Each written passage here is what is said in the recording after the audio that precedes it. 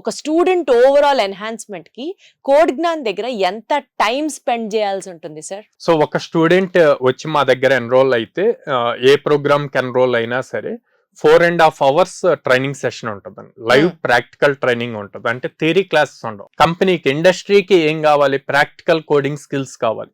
So pure coding స్కిల్సే ఉంటాయి అనమాట. 4.5 hours classes ఉంటాయి. ఈ 4.5 hours లో ఫుల్ స్టాక్ అన్నప్పుడు మనకి ఫ్రంట్ ఎండ్ వస్తుంది, బ్యాక్ ఎండ్ వస్తుంది. సో 1.5 hour ఫ్రంట్ ఎండ్ ఉంటుంది, 1.5 hour బ్యాక్ ఎండ్ ఉంటుంది. And rest 1.5 hour aptitude reasoning and communication skills ఉంటాయి అన్నమాట. తర్వాత 2 hours ప్రాక్టీస్ సెషన్ ఉంటుంది.